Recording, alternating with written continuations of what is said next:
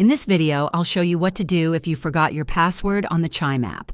Don't worry, it's easy to reset and get back into your account. Let's jump right in. Open the Chime app and go to the login screen.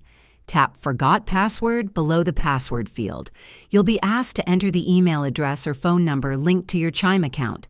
Type it in and tap Continue. Chime will send a reset link or code to your email or phone, depending on how you want to receive it. Choose your preferred method and check your inbox or messages. If you got a link, just tap it. If you got a code, enter it in the app. Now, create a new password. Make sure it's strong, but something you can remember. Confirm it, and you're good to go. Quick tip.